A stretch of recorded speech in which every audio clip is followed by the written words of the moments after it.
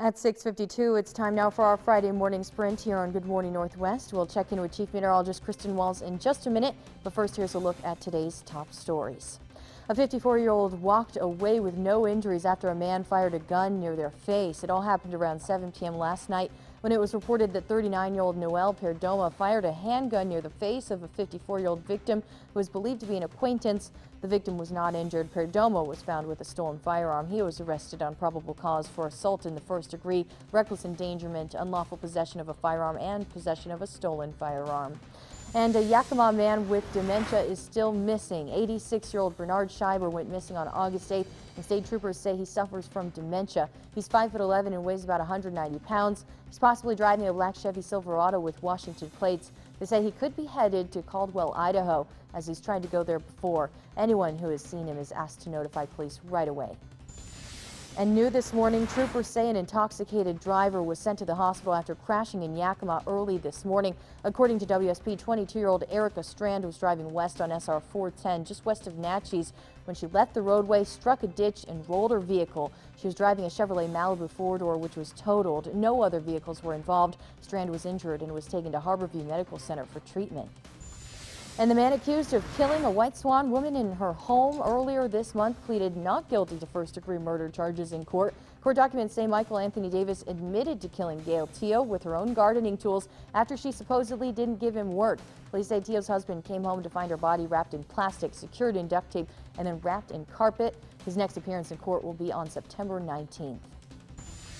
And the trial for a deadly crash suspect is pushed back to December. On August 21st last year, police say Katie Summers was drunk and high when she crashed into Leo Barudu and fled the scene. Summers was charged with vehicular manslaughter and felony hit and run. In a court appearance yesterday, her trial was pushed back even further.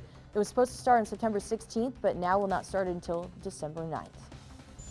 And the standoff continues between the Kennewick Education Association and the Kennewick School District. Each team met with a mediator in separate rooms throughout the day yesterday. Kia received a full counter-proposal on salary from the district, which they responded with another counter-proposal. Negotiations will continue this morning at 8:30 a.m., where Kia's team will meet with the mediator first.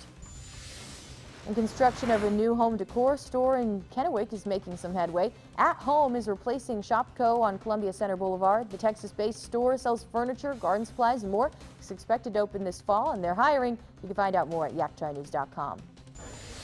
The city of Pasco continues to search for a new police chief to take over the department. In a statement, city manager Dave Zappel said he's looking over background information, and when that's complete, a decision will be made.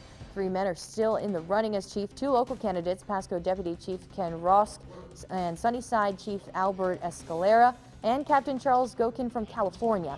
The city held an open house for the community to meet the candidates over 3 weeks ago. Actor Steve Ford, son of former President Gerald Ford, spoke about his journey through alcoholism at an event in Yakima last night. The event focused on addiction recovery and took place at the Yakima Convention Center and was run by the Drug and Alcohol Treatment Center, Sundown M Ranch. Ford says he's been sober for 25 years now and used to struggle with binge drinking. He says he now shares his story at colleges, halfway houses, and prisons so he can help others who are going through the same struggles he faced. And as we're giving you a live look at 6:56, it is a beautiful start to your Friday morning. We will notice a few high clouds drifting through here as we take you throughout later on this afternoon. So some filtered sunshine for your Friday. Here's a look right now at current temperatures at 6:56.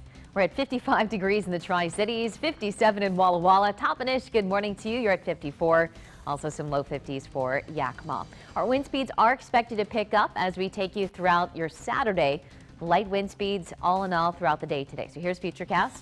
By later on this afternoon, 5 to 10 mile per hour winds. But then notice on Saturday, especially if you're heading out to the fair, some of those winds at times could be between 20 to as much as 30 miles per hour.